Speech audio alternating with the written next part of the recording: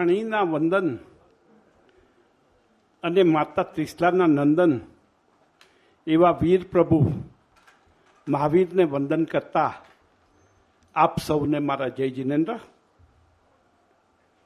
શ્રી ગુજરાતી કેળવણી મંડળ માટુંગા, શ્રી માનવ સેવા સંઘ સાયન, જૈન સોશિયલ ગ્રુપ માટુંગા, જૈન જાગૃતિ સેન્ટર સાયન માટુંગા દ્વારા ચાલતી શ્રી ગંભીરચંદ ઉમેદચંદ શાહ પર્યુષણ વ્યાખ્યાનમાળાના 63મા વર્ષના આજના પહેલા દિવસે આ બધી જ સંસ્થાઓ તરફથી આપ સૌ આવેલાઓને અમે બધી સંસ્થાઓ આવકાર આપીએ છીએ.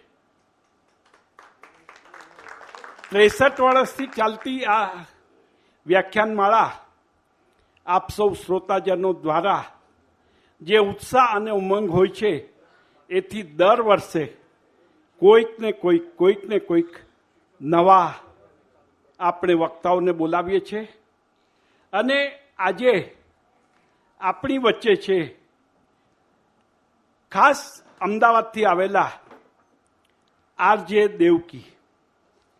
તેમનો સબ્જેક્ટ છે આજમાં જીવો કલ હો ના હો. તેમના વિશે શ્રી ગુજરાતી કેળવણી મંડળ માટુંગા એટલે કે અમૂલ્ય ખમીચંદ સ્કૂલના સેક્રેટરી રાજનભાઈ તેમનો ઇન્ટ્રોડક્શન આપે એ પહેલાં આપણે અત્યારના ભક્તિ ગીતો સાંભળ્યા. ભક્તિ ગીતો જિજ્ઞાબેન ભાનુશાલી, કાજલબેન વિસરિયા, જસવી વોરા અને કીબોર્ડ ઉપર રિતિક મકવાણા અને ઢોલક ઉપર જોયભાઈ, એ લોકોને આપણે ભૂલી શકીએ એવું નથી. આપણે આજે આ સત્રની પહેલા સત્રની શરૂઆત કરીએ છીએ અને 7 દિવસ સુધી આપણી આ વ્યાખ્યાનમાળા રોજ સમયસર એટલે કે 8:30 વાગે ભક્તિ ગીત અને 9 વાગે અલગ અલગ વક્તા દ્વારા આપ સુધી અમે જે સબ્જેક્ટ ઉપર કહેવાનું હશે એ સબ્જેક્ટ ઉપર એ વક્તાઓ બોલશે. તો આપ સૌ આવતીકાલથી 8:30 વાગે સમયસર પધારશો. હું રાજનભાઈને વિનંતી કરીશ કે રાજનભાઈ આપ આરજે દેવકીનો ઇન્ટ્રોડક્શન આપશો. રાજનભાઈ.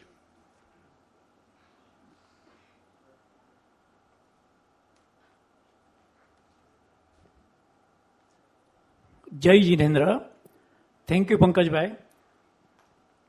Thank you Devaki. ફક્ત દેવકી કહું છું.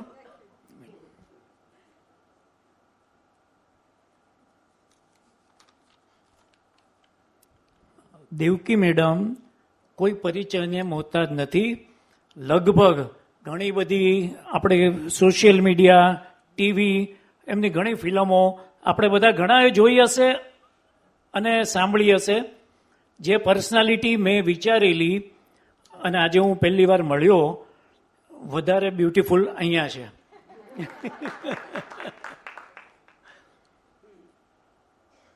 તો આ ફોર્માલિટી છે ખાલી, એમને કંઈ જરૂર નથી આવી એમના ઇન્ટ્રોડક્શનની. પણ આરજે દેવકી, જેનો અવાજ જ તેની ઓળખાણ છે, શ્રોતાઓ દ્વારા તેને પ્રેમથી ભારત કી રાની તરીકેનું બિરુદ અપાયું છે. છેલ્લા 2 દાયકામાં સૌથી વધુ પુરસ્કૃત આરજે દેવકી ભારતીય મીડિયામાં એક શક્તિશાળી અવાજ છે. તેમણે 23 વર્ષ રેડિયોમાં અને 30 વર્ષ થિયેટરમાં કામ કર્યું છે. સંગીત નાટક academy national award in acting 2019 દ્વારા પ્રતિષ્ઠિત ઉસ્તાદ બિસ્મિલ્લા ખાન યુવા પુરસ્કાર પ્રાપ્ત કરનાર તેમણે ન્યુયોર્કમાં આઈફા, બહુ મોટી વાત છે, આઈફા સહિત વૈશ્વિક સ્તરે 5000થી વધુ શોનું સંચાલન કર્યું છે. અને લગભગ દરેક પ્રતિષ્ઠિત બોલિવૂડ સેલિબ્રિટીઝના ઇન્ટરવ્યૂ લીધા છે. 12 લાખથી વધુ ફોલોઅર્સ સાથે તેઓ એશિયાના ટોચના 500 પ્રભાવશાળી લોકોમાં સામેલ છે. ન્યુયોર્ક પ્રેસ રિલીઝમાંથી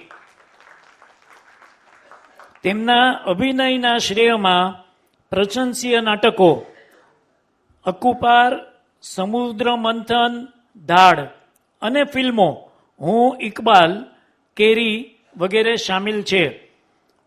પોતાની પ્રામાણિકતા, ઊંડાણ અને અજોડ સ્ટેજ હાજરી માટે જાણીતી દેવકી સત્ય, હિંમત અને પરિવર્તનશીલ જનહિતમાં જારી અને 1 મિનિટની વાર્તા કહે તો એક અગ્રણી અવાજ છે. તો હવે દેવકી કે સાથ જન આપકે સબકે હિત में જારી. ચલો. All right, very good. કેટલા બધા લોકો છેલ્લેથી આવ્યા છે? કેમ આટલા બધા મોડા આવ્યા? અમે ક્યારના રાહ જોઈએ છે તમારી. નાહવા ગયા હતા વરસાદમાં? આજે? છેલ્લા 3 દિવસથી શું કરતા હતા? અમે તો ગભરાઈ ગયેલા બધા કે આજે ભેગા થઈશું કે નહીં. કેવો જબરજસ્ત વરસાદ પડ્યો છેલ્લા 2 દિવસમાં અહીંયા, નહીં? તમારી હેટ મસ્ત છે. હું આવી ત્યારની તમારી હેટ જોઈ રહી છું. The only person who is wearing hat. એક સમય હતો નહીં જયારે કેટલા બધા લોકો હેટ પહેરતા હતા. And now it's just gone. કેમ છો? મજામાં? શાતા છે? શાતા છે? હા, ખાઈ પીને મોજ છે. કેમ આજે પર્યુષણના પહેલા દિવસે અમે કોઈને આવું કહેતા નથી સાંભળ્યા કે ખાઈ પીને મોજ છે. કોકને હોય, વાત સાચી છે. તો મારું નામ છે દેવકી અને હું અમદાવાદ અને મુંબઈ બંને જગ્યાએ કામ કરું છું ઘણા બધા વર્ષોથી. અમારી 3 પેઢી જે છે એ નાટકોમાં કામ કરે છે. મારા નાના એમણે ભારતનો સૌથી પહેલો થિયેટર કોર્સ ડિઝાઇન કરેલો, એટલે પૃથ્વીરાજ કપૂરની સાથે નાટકો કરતા. તો રાજ કપૂર વિંગમાં ઉભા રહીને મારા દાદા પરફોર્મ કરતા હોય ત્યારે રડતા એમને જોતા જોતા. અને અમારા નાટકોમાં લાઇટ્સ ડિઝાઇન કરતા.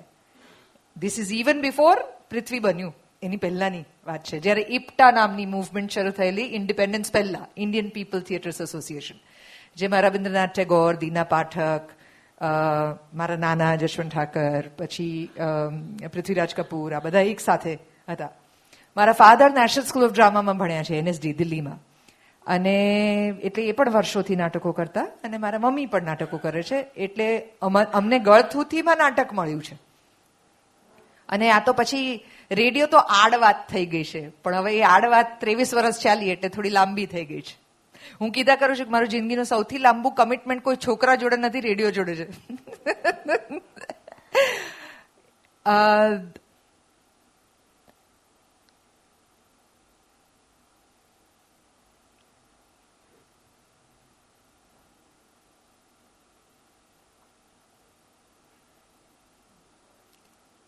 આટલી વાર જે હું ના બોલી એમાં તમારા મનની અંદર જે ચાલ્યું ને, આપણે એ વિષય ઉપર આજે વાત કરવાના છે.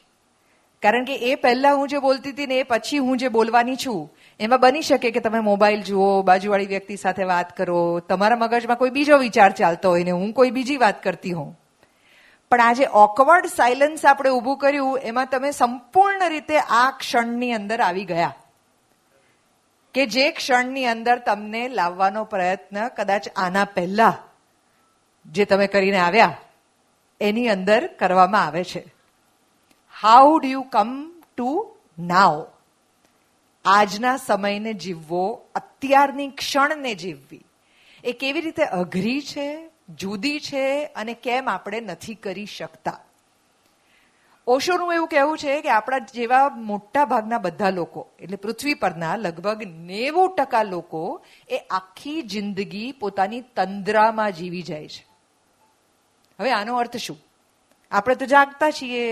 તમે અત્યારે હું બોલું છું, માથું હલાવો છો, તમને ખબર છે ધીરે ધીરે કે 2 વર્ષ પહેલા મારું વજન જેટલું હતું એના કરતા આજે 2 કિલો વધારે છે કે 6 કિલો વધારે છે, કે પહેલા માથામાં વાળ કાળા હતા ને હવે ધીરે ધીરે ધોળા થવા માંડ્યા છે, કે હવે પહેલા તમારું બાળક 2 વર્ષનું હતું હવે 22 વર્ષનું છે.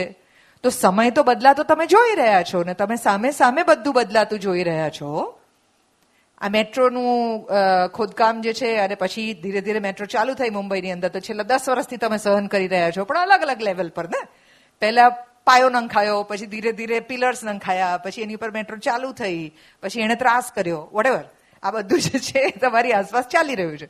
પહેલા જાડી દિવાલો હતી 2 રૂમની વચ્ચે, હવે નવા કન્સ્ટ્રક્શનમાં પાતળી દિવાલો છે.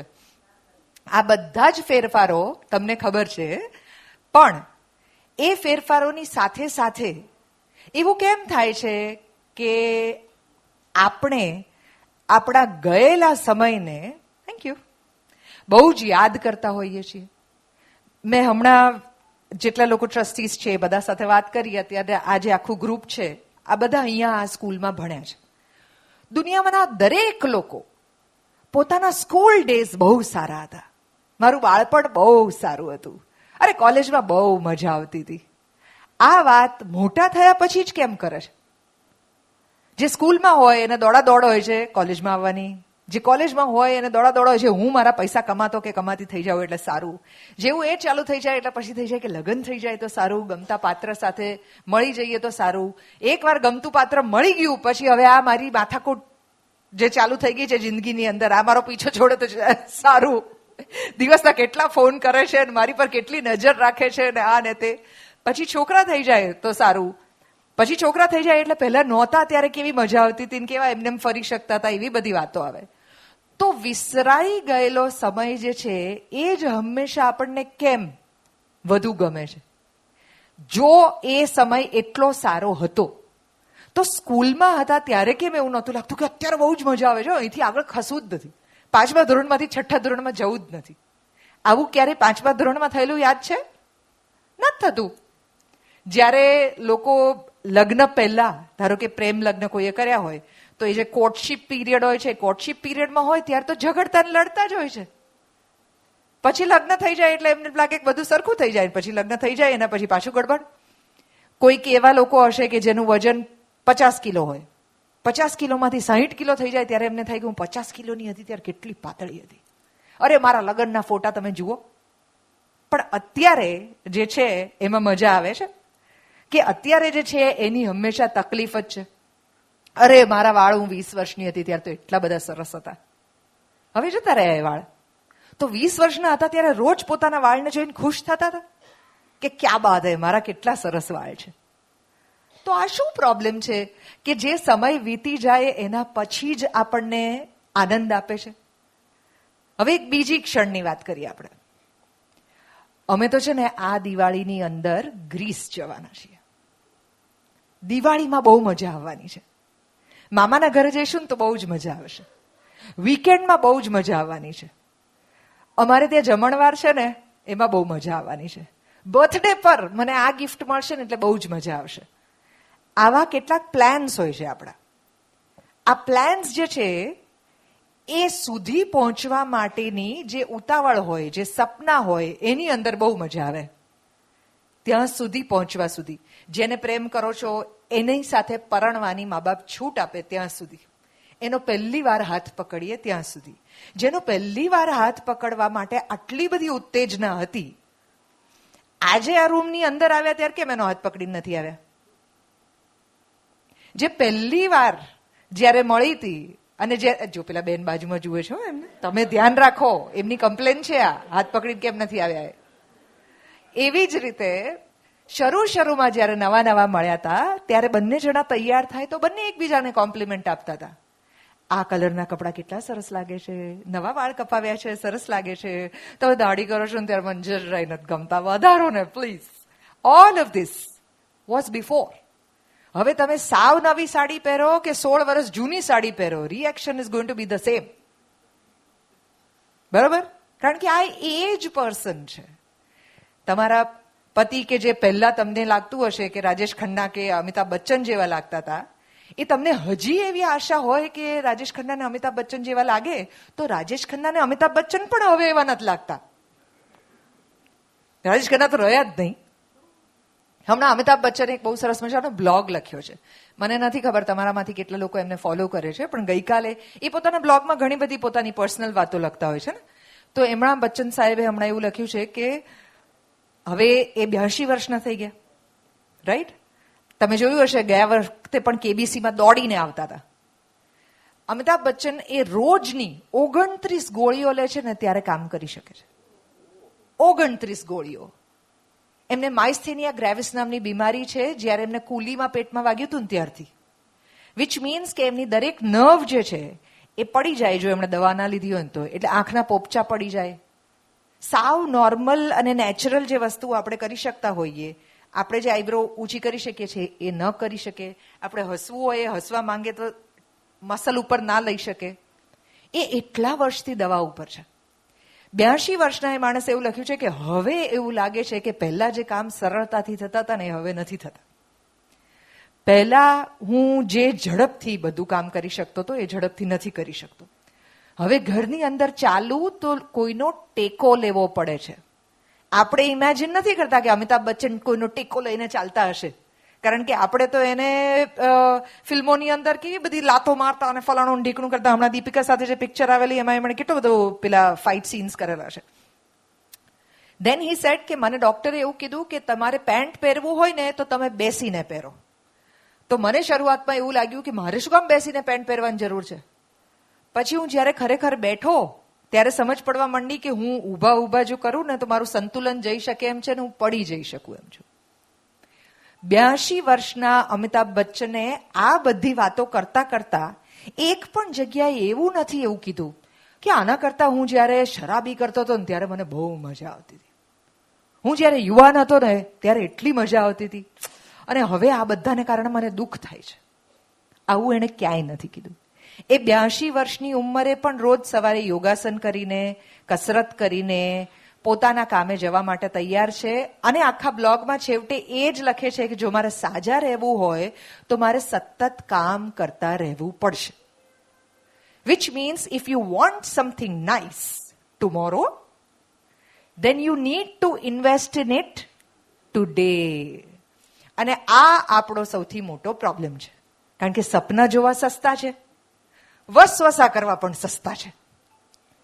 વસવસા કરો તો બધા જ તમને કહેશે કે હા મને પણ એવું લાગે છે, અને સપના જુઓ તો અડધા તમારાથી જેલસ થશે, અડધા મનમાં હસશે કે આનાથી કઈ આવું થવાનું નથી. કેટલા બધા લોકો એવા છે કે જે જીમ જોઈન કરતા હોય છે જાન્યુઆરીના પહેલા 10 દિવસની અંદર, ને પછી આખું વર્ષ ક્યારેય પાછા જતા નથી. એવા કેટલાય લોકો છે કે જે નક્કી કરે કે કાલથી તો ગળ્યું ખાવું જ નથી, પછી એ કાલ કોઈ દિવસ આવે જ નહીં. એવા કેટલા બધા લોકો છે કે જેમને ખબર હતી કે એમના મા બાપને ડાયાબિટીસ હતો કે કોલેસ્ટ્રોલ હતો કે બીપી હતું, એટલે એમને આવવાની શક્યતા છે. આવું એમને 20-30 વર્ષથી ખબર હોવા છતાં સવારે ચાલવા ના ગયા, એક્સરસાઇઝ રેગ્યુલરલી ના કરી. વાંચીને બધાને ખબર છે કે 40 વર્ષના થઈએ પછી દરેક પુરુષો અને સ્ત્રીઓ બધામાં, ખાસ સ્ત્રીઓની અંદર પ્રીમેનોપોઝ એટલે પેરીમેનોપોઝ અને મેનોપોઝ, એમાં દર વર્ષે 1 કિલો મસલ માસ બોડીમાંથી ઓછું થાય. પણ આમાંથી કેટલી મહિલાઓ વેટ ટ્રેનિંગ કરે છે જીમમાં જઈને? ઓ તારી, not a single one. Which means કે તમારા દર વર્ષે તમારા બોડીમાંથી 1 કિલો મસલ માસ ઓછું થાય છે. વિચ મીન્સ તમારે બધાને ઓપરેશન અલગ અલગ પ્રકારના આવવાના છે. જો ના જોઈતા હોય તો આ ઉંમરે પણ 70 વર્ષના હો કે 75 વર્ષના હો, હજી પણ વેટ ટ્રેનિંગ માટે મોડું નથી થયું, કરી શકાય એમ છે. રાધર દેન ન ચાલી શકતા હોઈએ પછી ઘૂંટણ ઉપર આપણું શરીર ના ઉચકાય ત્યારે વસવસો કરવો કે પહેલા વિચાર્યું હોત ને તો સારું હતું. હું એવા કેટલા બધા ડોક્ટર્સને જાણું છું કે જે બધા જ એવું કહે છે કે એમની પાસે દર્દી આવીને એવું કહેતા હોય છે કે મને એવું હતું કે મારી પાસે હજી ટાઈમ છે, મને એવું લાગે છે કે હું પહોંચી વળત, મને એવું લાગતું હતું કે બસ આ એક કામ પતી જાય ને એટલે કરી લઉં. સૌથી વધારે મફત પણ સૌથી વધારે અગત્યનું તમારી પાસે જે છે એ છે તમારું પોતાનું શરીર.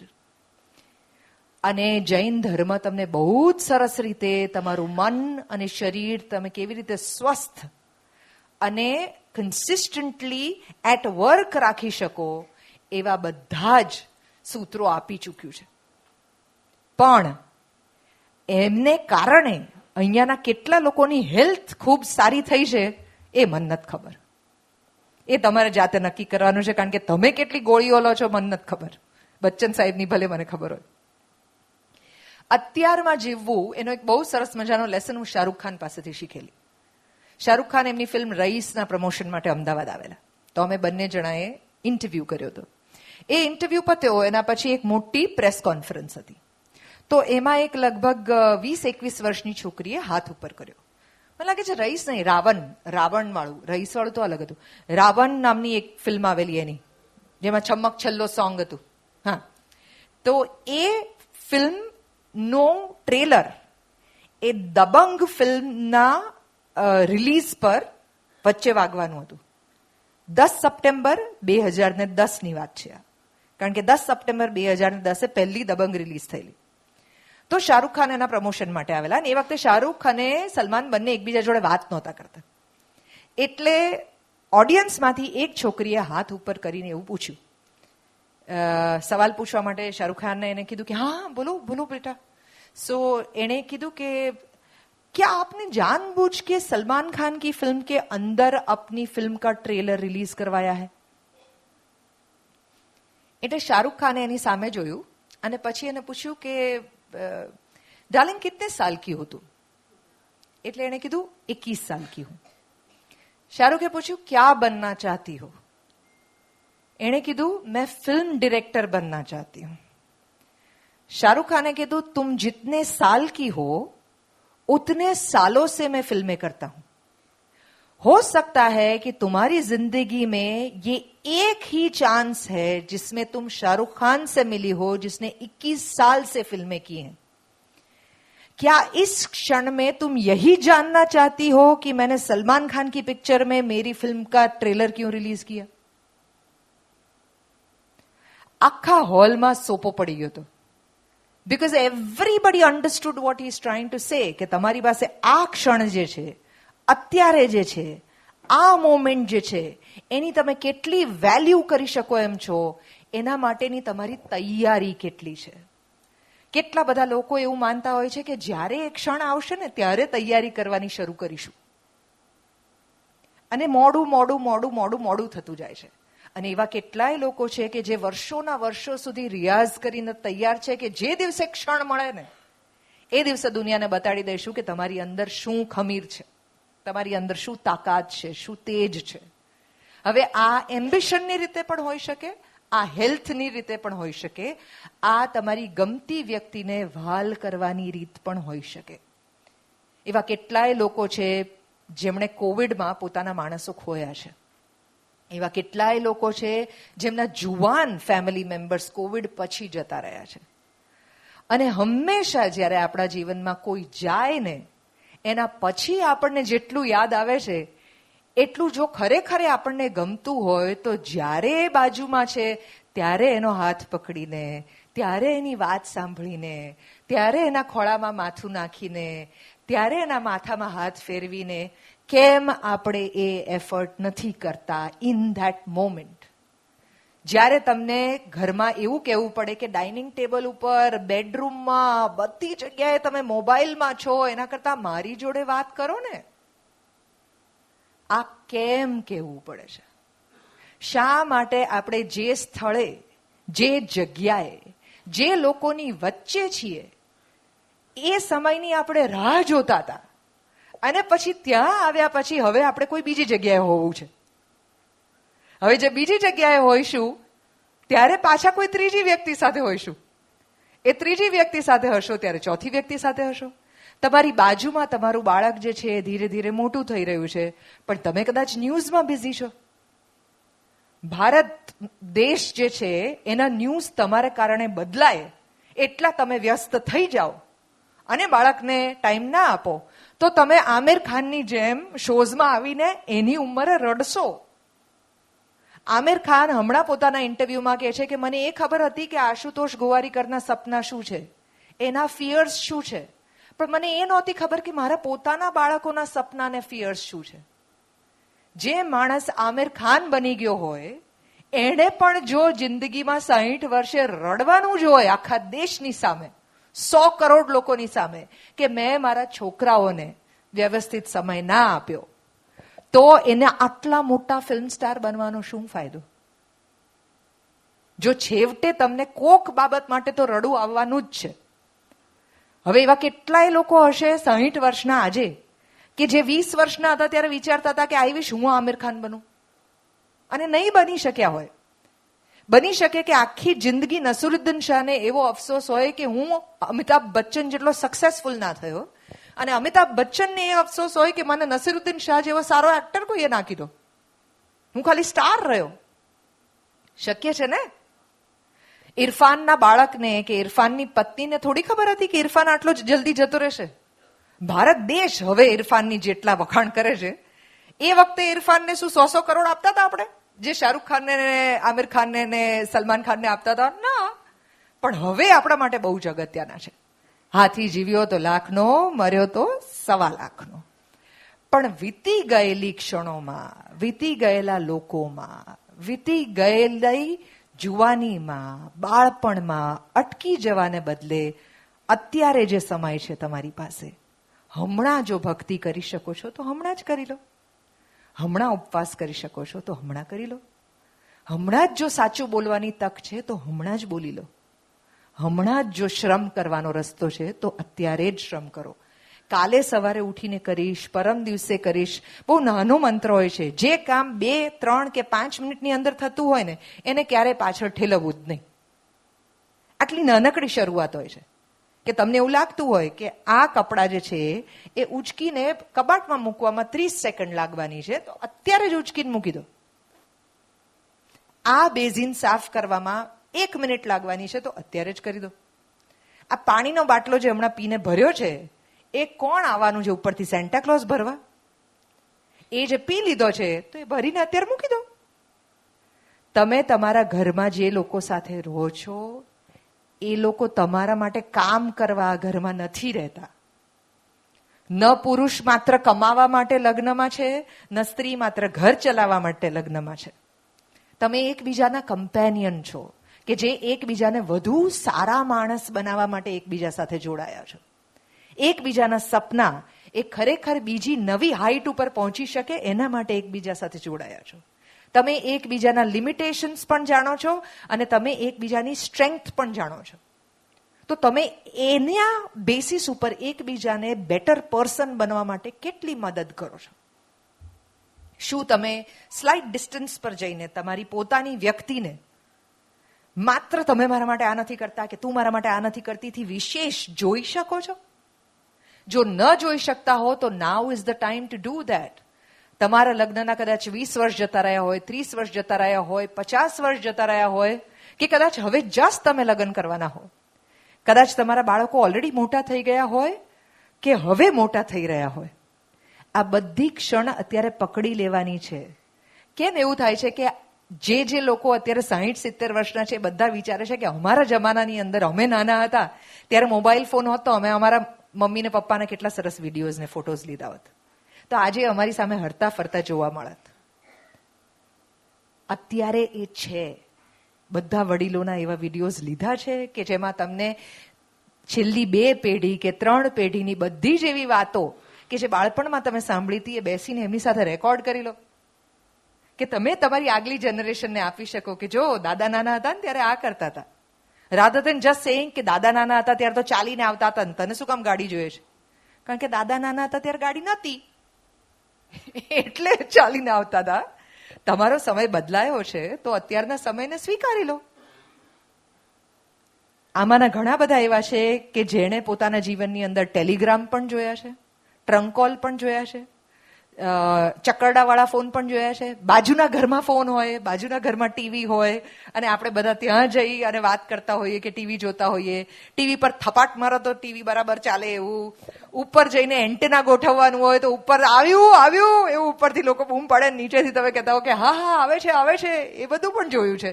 ઘરની અંદર અથાણા બનતા જોયા છે. એકબીજાને રેસિપીઝ પાસ ઓન થતી હોય ત્યારે કાગળ પર લખીને એ બધું જોયું છે. ઘરની અંદર કોઈક મોતીના તોરણ બનાવતું હોય અને બોટલો કિસાન કેચઅપની હોય, એની અંદર વરિયાળી ભરેલી હોય. આપણે આ બધામાંથી પસાર થયેલી જનરેશન છીએ અને આ બધું જ અત્યારે યાદ આવે છે, પણ એક ક્ષણભર માટે આવે છે અત્યારે એ રિક્રિએટ કરી શકવાની સંપૂર્ણ શક્યતા હોવા છતાં આપણે બધા જ ખૂબ વ્યસ્ત છીએ એવી વાત કરીએ છીએ. એટલે મોદી સાહેબ આટલી વ્યસ્તતામાં રોજ જ યોગાસન કરી શકે છે. તમારામાંથી કેટલા લોકો યોગાસન કરે છે રોજ સવારે? 1, 2, 3, 4. એમના પાર્ટનર્સ કહેજો કે આ લોકો સાચું બોલે છે કે નહીં. 5, 6, 7, 7 પીપલ. જે prime minister of the country કરી શકે છે, કે જે આખો દેશ ચલાવે છે, એ આપણે કેવી રીતે નથી પહોંચી વળતા? ખબર છે કેમ? કારણ કે આપણને એવું લાગે છે કે આ સૌથી છેલ્લી પ્રાયોરિટી છે. આ ચાલતું રહેવું જોઈએ એ સૌથી છેલ્લી પ્રાયોરિટી છે. આંખની અંદર કણું પેસે ને ત્યારે જ આંખ છે એ યાદ આવે છે. નખ અને આંગળીની અંદર ફાંસ પેસે ને ત્યારે ખબર પડે છે કે આ નખ શું પ્રોટેક્ટ કરે છે. છાતીની અંદર અહીંયા કઈ ઓપરેશન કે એવું થયું હોય ને ત્યારે ઉધરસ ખાવ ને તો ખબર પડે કે અહીંયાનો મસલ ઉધરસમાં આવે છે, બાકી નથી ખબર પડતી. પણ ગાડીમાં કેવું એક્ઝેક્ટલી યાદ રહે છે કે જો પેટ્રોલનો કાંટો લાલ પર જતો રહ્યો છે એટલે હવે ગાડીમાં પેટ્રોલ પુરાવવું પડશે. 10,000 કિલોમીટર થઈ ગયા એટલે આપણે હવે સર્વિસ કરાવવી પડશે. ધંધાની અંદર 1લી તારીખ થઈ ગઈ તો બધાને પગાર આપવો પડશે. આ બધું જ બરાબર યાદ રહે છે. વાળ જરાક ધોળા થઈ જાય ને તો તરત કાળા કરવાનું યાદ રહે છે. પણ બહારના દેખાવ માટે આપણે જેટલા વ્યસ્ત છીએ એટલી આંતરિક શોધ માટે પણ વ્યસ્ત છીએ. આ આટલી બધી દોડાદોડ વાળો સમય છે, એમાં છેલ્લે ખાલી પોતાની જાત સાથે બેસીને મે બી બાલ્કનીમાં એક ચાનો કપ લઈને સરસ મજાના ઉડતા પંખીઓને કે વરસતા વરસાદને જોવાની 5 મિનિટ પોતાને આપવાની એ આપણી પાસે છે. અને જો નથી તો એટલા માટે નથી કારણ કે સમય નથી, એટલા માટે નથી કારણ કે વિચાર નથી. એટલે આજે કારણ કે આવનારા 10 દિવસની અંદર તમે ઘણું બધું એવું કરવાના છો કે જેની અંદર આંતરિક મનોમંથન થાય. આ એક કમ્પલસરી બહુ it's the beauty of the religion કે જેને કારણે થઈને આ 10 દિવસ તપનો માહોલ હોય, આ 10 દિવસ મેડિટેશનનો માહોલ હોય, આ 10 દિવસ પ્રાર્થનાનો માહોલ હોય, આ 10 દિવસ એક ચિત્ત થઈને આંખો બંધ કરીને શાંતિથી બેસવાનો માહોલ હોય. આ આખા સમયની અંદર પોતાની જાતે વાત કરીને મે બી આ બધું પૂરું થાય એટલે રોજ રાતે ઘરે જઈને એક કાગળ અને પેન લઈને હજી શું શું કરવાની ઈચ્છા છે મનની અંદર અને આમાંનું કેટલું અત્યારે થઈ શકે એમ છે. માની લો કે એવી ઈચ્છા છે કે જિંદગીમાં એકવાર ગિટાર વગાડતા શીખવું છે ને આપણી ઉંમર 70 વર્ષની છે, તો શું રોકે આપણને? કાલે સવારે જઈને ગિટારના ક્લાસ જોઈન કરી લેવાના. આખી જિંદગી જેટલું કમાયા હોય એમાં 2,500નું ગિટાર તો આવી જ જાય ને આપણને. પણ એ વિચાર કે હવે 70 વર્ષે શું ગિટાર શીખવું છે, આ વિચારને ડૂચો કરીને બહાર ફેંકી દો. કારણ કે આ જ આખી વસ્તુનું નોનસેન્સ છે. આ કલર ના પહેરાય, આવા કપડાં ના પહેરાય, આ જગ્યાએ ના જવાય, હવે આવા શોખ ના રખાય, આવું કંઈ ના કરશો. નહીં તો તમે આવું કંઈ નહીં કરો પણ એ સમય કેટલો સારો હતો એને યાદ કરી કરીને જીવ બાળ્યા કરશો, એ લગભગ કર્યા જેવું જ છે. એટલે જે મન થાય તે કરી લો. આ સમય છે, જીવી લો. જિંદગી વારે વારે નથી મળતી. એવા કેટલાય લોકો છે કે જે આપણા કરતા બહુ ભયંકર પરિસ્થિતિમાં જીવે છે. આજે દુનિયાની અંદર 80 લાખ જેટલા બાળકો છે કે જેને ખાવાનું નથી મળતું એટલે 6 મહિના સુધી પણ નથી જીવી શકતા. દુનિયાની કેટલી મોટી, ભારતની જ 80 કરોડની વસ્તી એવી છે કે જે અત્યારે એક મીલ માટે સ્ટ્રગલ કરે છે. આપણે બધા એનાથી પર છીએ. આપણે બધા એનાથી બેટર પરિસ્થિતિમાં છીએ. પણ કોક હંમેશા જોઈતું હોય છે રિમાઇન્ડ કરાવવા માટે કે તમે વધુ સુખી છો. હવે શા માટે આપણને વધુ આનંદ આવવો જોઈએ એ વાતથી કે આપણે વધુ સુખી છીએ? એવો કેમ હાશકારો થવો જોઈએ? માનો કોઈ પણ એક વ્યક્તિનો ફોટોગ્રાફ આવ્યો ન્યૂઝપેપરની અંદર કે ન્યૂઝ ચેનલની અંદર કે ફલાણી વ્યક્તિ જે છે એ ગુજરી ગઈ, એક્સિડન્ટ થયો, અને તમને એવું લાગે કે આ નામ અને આ અટક એ બરાબર તમારા ભાઈની છે, તમારા મિત્રની છે, તમારા પિતા કે પત્નીની છે, અને એક ક્ષણ માટે તમને એમ થઈ ગયું. પછી જયારે ખબર પડે કે તમારો ભાઈ નથી તો કેવો હાશકારો થાય છે. તમારો નથી પણ કોકનો તો ગયો ને. તો એક ક્ષણની અંદર પહેલા શું યાદ આવે છે? મારો છે, મારું શું અને મારે શું. આ બે માંથી તમે આ આખા 9 દિવસના સત્સંગ દરમિયાન બહાર નીકળી શકો એવી શુભકામનાઓ મારા તરફથી તમને છે. તમારે મને કંઈ પણ સવાલો પૂછવા હોય તો હવે તમે પૂછી શકો છો. તમે બહુ રૂપાળા છો એવું તમે મને કહી દીધું છે. હવે બીજું કઈ પૂછવું હોય તો કહો.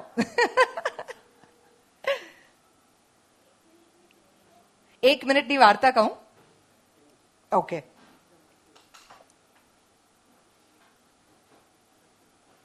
ના ના, એ તો મને સંભળાઈ ગયું. 1 મિનિટની વાર્તા કહો એ તો હું કહી દઉં તમને.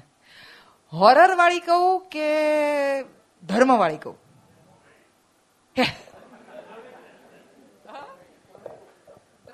ત્રણે કહું. સારું, હું હોરર ને કોમેડી ને ધર્મ આવું ત્રણેય ભેગું કેવી રીતે કરું? છૂટું છૂટું કહું નહીં તો ગડબડ થઈ જશે. બે બહેનો એ મંદિરની અંદર જાય છે. રોજ જ જાય દેરાસર અને પૂજા કરે. રોજ જ પૂજા કરે, પાછા આવે, સાથે જાય, પૂજા કરે, પાછા આવે.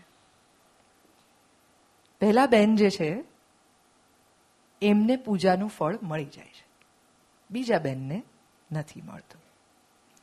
એટલે એ મંદિરમાં કે દેરાસરમાં જઈને ધોકો કરે છે કે મેં અને એમણે બંને જણાએ એક સરખી પૂજા કરી, બંને જણાએ એક સરખી વાર તમારા ધક્કા ખાધા.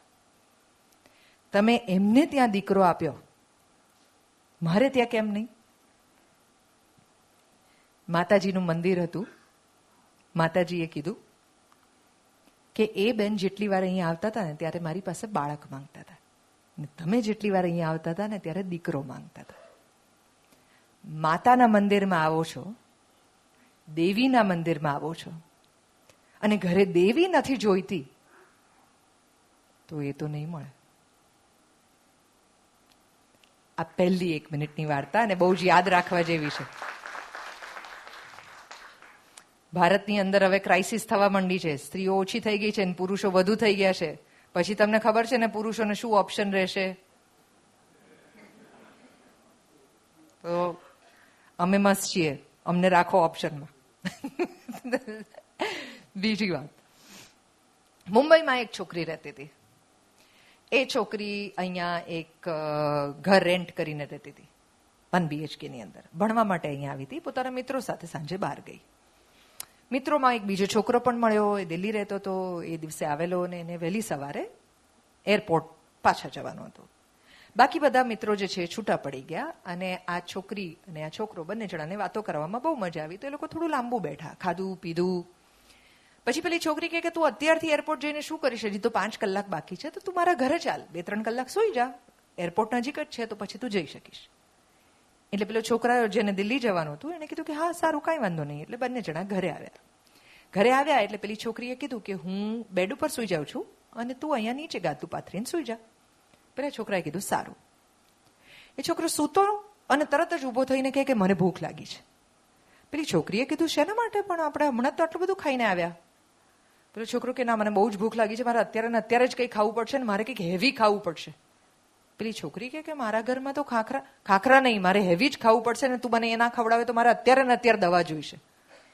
પેલી છોકરીને થયું કે આટલી સરસ રીતે મારી સાથે વાત કરતો તો ને એકદમ જ કેમ આવી જીદ કરે છે કે તું નીકળે છે કે નહીં, મારી સાથે તારે અત્યારે આવવું જ પડશે.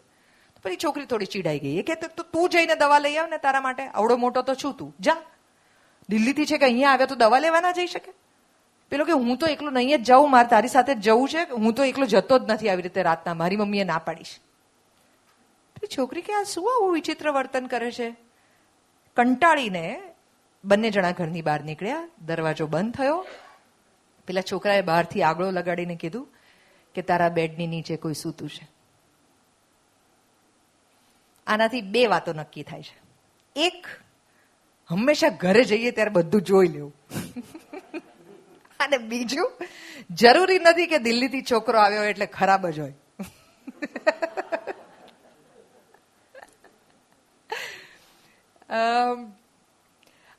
અમે ઘણી બધી વાર્તાઓ સવારતા કરતા હોઈએ છીએ અને હું ઇન્સ્ટાગ્રામ પર પણ આ બધી વાર્તાઓ મૂકું છું. પણ મોટા ભાગની જે વાર્તાઓ જે છે એ ઘણી બધી તમારી સાંભળેલી વાત હોય છે, પણ એ જ્યારે નાનકડા ફોર્મેટની અંદર મુકાય છે ને એક નાનકડી શીખ સાથે આવે છે ને ત્યારે આપણને મજા આવે છે. પણ મારે આની સાથે એક બીજી વાત તરફ પણ ધ્યાન દોરવું છે કે એવા કેટલા બધા લોકો છે કે જે સવારના પહોરમાં અનેક સુવાક્યો વાંચે છે, જે બધા એકબીજાને મેસેજ ફોરવર્ડ કરી દેતા હોય છે. તમને ઘણી બધી વાત એમ લાગે કે આ આપણને મેસેજ ફોરવર્ડ નહીં કરે તો આજની આપણી સવાર સારી જશે જ નહીં. એટલું બધું એમના મનમાં કોન્ફિડન્સ હોય છે તમને મેસેજ મોકલવાનો. પણ એમાંના કેટલા મેસેજીસ એવા છે જેને કારણે ખરેખર તમારું જીવન બદલાયું છે, તમારો જીવન પ્રત્યેનો અભિગમ બદલાયો છે, જેને તમે ખરેખર આચરણમાં લીધું છે.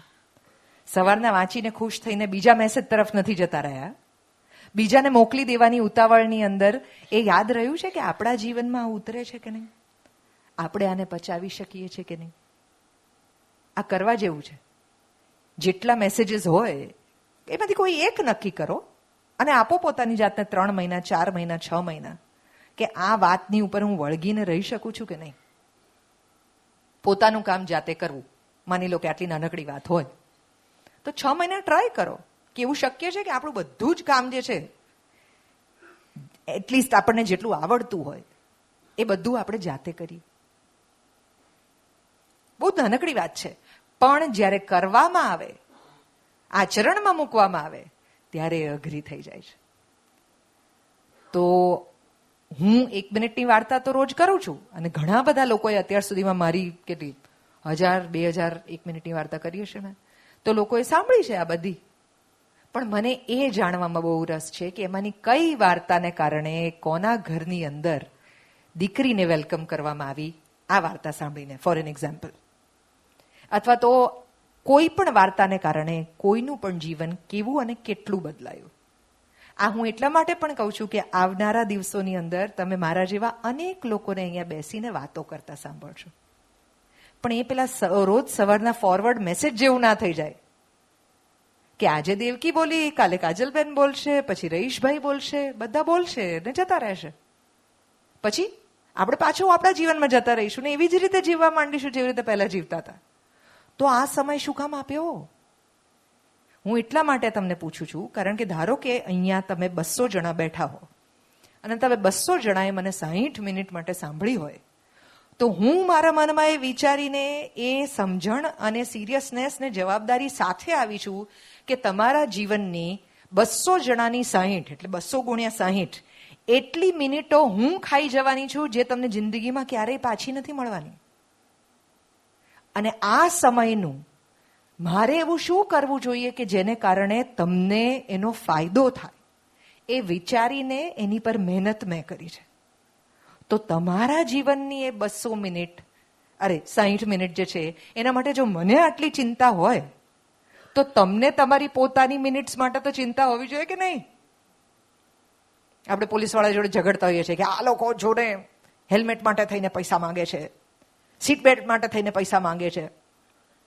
અરે એ બિચારો તમને કહે છે કે 1000 રૂપિયા આપો નહીં તો તમારું માથું ફૂટી જશે.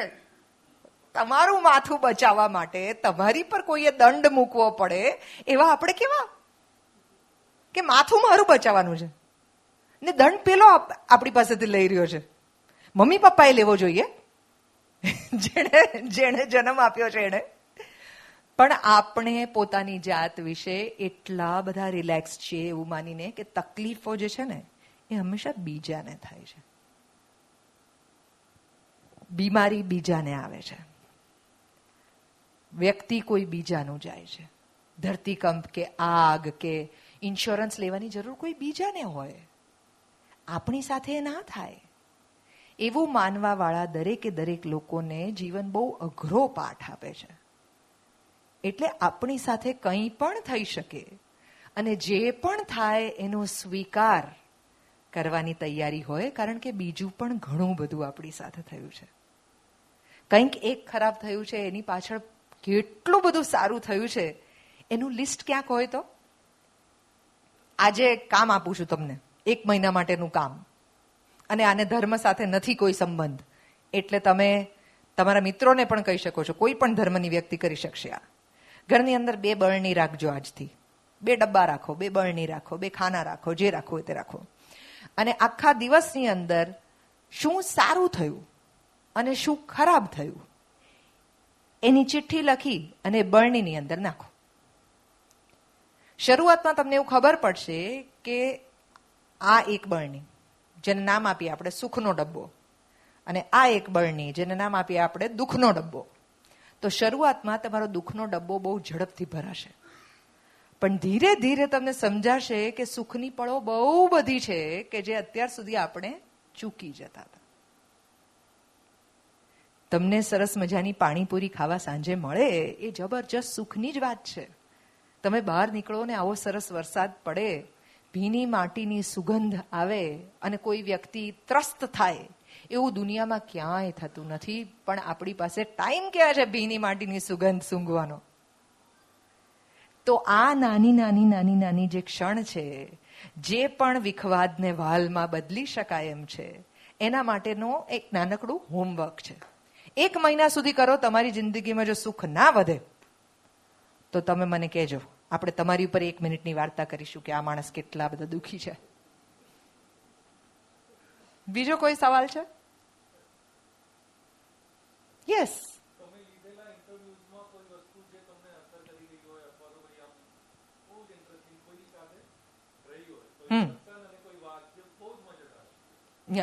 એક તો મેં જે આ તમને શાહરૂખ ખાન વાળી વાત કીધી એ મારા માટે બહુ સચોટ વાત હતી, અને એ ડિરેક્ટલી મને નહોતી કીધી, પણ because I was present there I was really amazed. બીજો એક જબરજસ્ત અનુભવ તમને કહું. મને નથી ખબર તમારામાંથી કેટલા લોકો જાણો છો કે સલમાન ખાન એ બહુ સારો પેઇન્ટર છે. એ અદ્ભુત ચિત્રો દોરે છે. તો અમારે ત્યાં આઈ થિંક રેડી કે કોઈના પ્રમોશન માટે હી હેડ કમ, અને અમને લોકોને ખબર હતી એટલે અમે લોકોએ કેનવસ અને કલર્સ મંગાવીને રાખેલા. તો સલમાન ખાને પેઇન્ટ કરવાનું ચાલુ કર્યું, અને એ પીછીથી જ પેઇન્ટ કરે એવું નથી. એ નખથી પણ પેઇન્ટ કરે છે, આંગળીઓથી પણ પેઇન્ટ કરે છે, રૂથી પણ પેઇન્ટ કરે છે, પાટાથી પણ પેઇન્ટ કરે છે, એ ઢાંકણું લઈ અને એનાથી પણ પેઇન્ટ કરે છે. અને તમને એવું લાગે કે આ શું બનાવે છે? છેલ્લો સ્ટ્રોક મારે ને ત્યારે તમને ખબર પડે કે આખો શેપ કયો છે.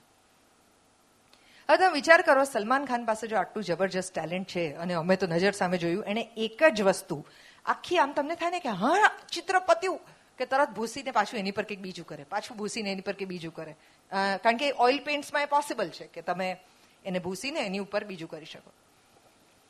મને એવો વિચાર આવે કે આ માણસ એટલે મેં પૂછ્યું એમને કે મેં કીધું તમે આટલા સુંદર ચિત્રો કરો છો, અને ખરેખર સુંદર, એટલે આર્ટ એપ્રિસિએશનમાં હું મારી જાતને થોડી ઘણી આમ હોશિયાર માનું છું, એટલું ભણી છું હું એટલા માટે. તો મેં કીધું તમે આટલા બધા સુંદર ચિત્રો કરો છો તો તમે આને વેચતા કેમ નથી? સાવ નાનકડો સૂરજ પણ દોર્યો હોય, પણ એ સલમાન ખાને દોર્યો હોય તો લોકો તો પડાપડી જ કરવાના છે ને ખરીદવા માટે થઈને. તો હી સેડ કે હર એક શોખ બિકાઉ નહીં હોતા. આ બહુ જબરજસ્ત વાત છે. આપણે હંમેશા એવું વિચારીએ છીએ કે જે વસ્તુ તમને સરસ આવડે છે ને એમાંથી પૈસો કેવી રીતે પેદા કરાય, કારણ કે એ ટ્રાન્સફોર્મેશન એ સૌથી વધુ ઇમ્પોર્ટન્ટ ટ્રાન્સફોર્મેશન છે એવું આપણને લાગે છે.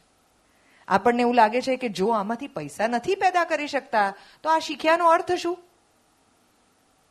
એ શીખ્યાનો અર્થ મજા, એ શીખ્યાનો એનો અર્થ જાત સાથેની દોસ્તી, એ શીખ્યાનો અર્થ કંઈક એવું કરવું કે જેમાંથી કશું નથી જોઈતું. આ બહુ જબરજસ્ત વાત છે. અને કેવા કેવા માણસો પાસેથી તમને કેવું કેવું શીખવા મળે છે ને એ, અને કઈ ક્ષણમાં મળે છે. હવે આ ભૂલી જઈ શકાય એવી પણ વાત છે, કારણ કે મેં અત્યાર સુધીમાં લગભગ 500 અલગ અલગ સ્ટાર્સના ઇન્ટરવ્યુ કર્યા છે, પણ મેં ચોકસાઈથી આ વાત યાદ રાખી છે એટલા માટે, જે મેં તમને પેલું ફોરવર્ડ વાળું કીધું એ, કે તમારી પાસે એ વસ્તુઓ હોવી જોઈએ. હું તમને એક બહુ નાનકડી વાત કહું. તમારામાંથી કેટલા લોકો વાંચે છે એ મને નથી ખબર, પણ અમે જે નાટક કરીએ છીએ ને અકુપાર, એ ધ્રુવ ભટ્ટે લખેલું છે. એ ગુજરાતી ગુજરાતી સાહિત્યમાં બહુ સારા સાહિત્યકાર છે અત્યારે અને બહુ સરસ નવલકથાઓ લખે છે. તમને ક્યારેય પણ તક મળે તો એમના પુસ્તકો વાંચજો. અતરાપી, સમુદ્રાંતિકે, અકુપાર. ખૂબ એટલે ખૂબ સુંદર ગુજરાતી, અને દરેક ગુજરાતીએ વાંચવા જેવા પુસ્તકો લખે છે ધ્રુવદાદા. ધ્રુવદાદાએ મને એક સરસ મજાની વાત કરી હતી. આ પણ એક ઇન્ટરવ્યુની અંદર હતી, અને મને એવું લાગે છે કે ગુજરાતી સાહિત્યકાર પણ સ્ટાર તો કહેવાય જ, એટલે આપણે એમના વિશે વાત કરીએ. ધ્રુવદાદા અને એમના પત્ની, એ બંને જણા, ધ્રુવદાદા પહેલા શિક્ષક હતા અને બાળકોને ભણાવતા ને એની સાથે પ્રવાસો કરતા, ને પ્રવાસોમાં જે અનુભવો થયા એમાંથી એમણે પોતાની નવલકથાઓ લખી છે. તો એ અને બા, એમના વાઈફ જે છે, એ બંને જણા જનરલ ડબ્બાની અંદર ટ્રાવેલ કરી રહ્યા હતા ટ્રેનમાં. તે એક બોરવાળી ટ્રેનમાં ચડી, અને ચડીને એણે દાદાને બોર આપ્યા કે લે તારે ખાવા છે. દક્ષિણ ગુજરાતની અંદર તુકારે બોલાવે વડીલોને પણ, તો કે લે તારે ખાવા છે. એટલે ધ્રુવદાદાએ કીધું કે ના, અમારે નથી ખાવા, જાઓ આગળ જાઓ. એટલે પેલી ઊભી થઈ અને બા સામેની સીટ ઉપર બેઠા હતા, તો બાની બાજુમાં જઈને બેઠી અને બાને પૂછ્યું કે લે તારે ખાવા છે. એટલે બાએ બોર લીધું અને દાદાને ધર્યું કે તમારે ખાવું છે. એટલે બોરવાળી તરત કહે છે કે એને ના દેતી, એને ખાવું હોત તો તને ન દેત.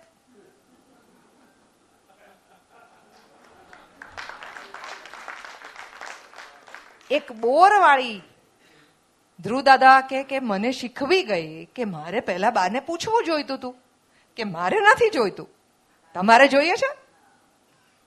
મેં કેવી બારોબાર ના પાડી દીધી, ને બાને જેવું મળ્યું એટલે બાએ તરત મને ધર્યું. બહુ જ સામાન્ય માણસો, બહુ તળના માણસો, બહુ જમીનના માણસો જીવનમાં કંઈક અદ્ભુત શીખવી જતા હોય છે જો આપણે ધ્યાન આપીએ તો.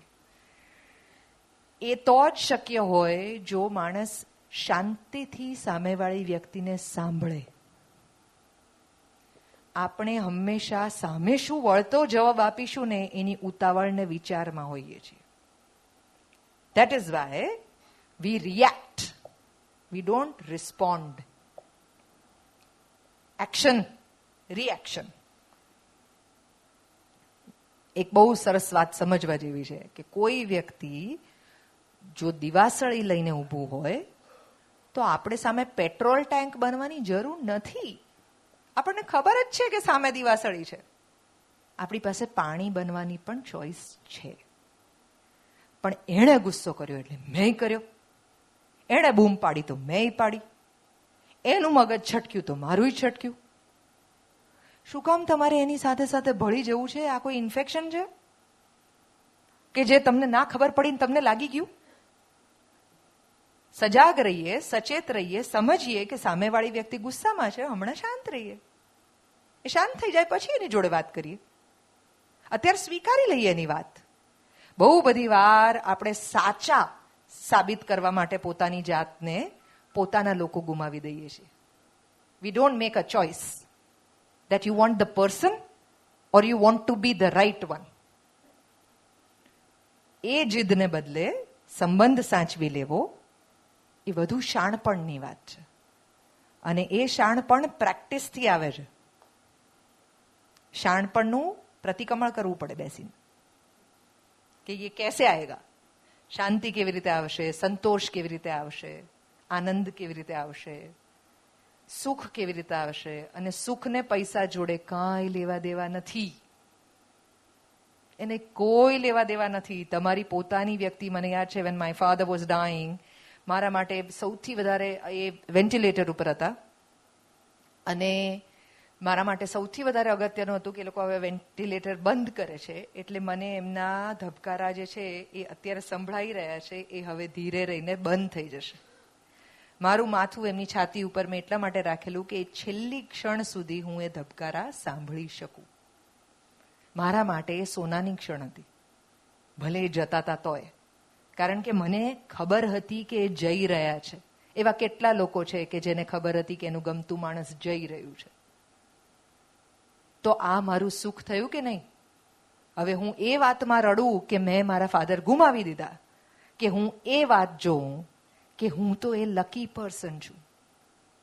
આજે કેટલાય લોકો છે કે જેને કોવિડની અંદર પોતાના માણસો પેલા રેપરની અંદર મળેલા. હું મારા ફાધર સાથે એમના કોવિડમાં 15 દિવસ આઈસીયુમાં અંદર રહી. એમનો હાથ પકડીને બેસી શકી.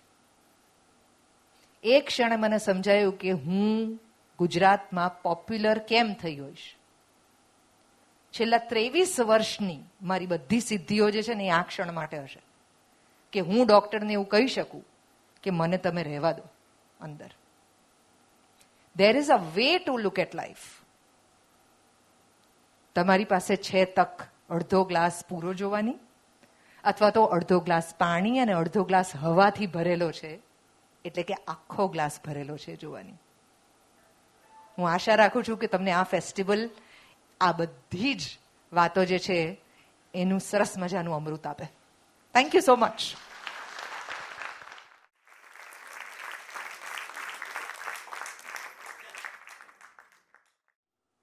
વિસરાઈ ગયેલો સમય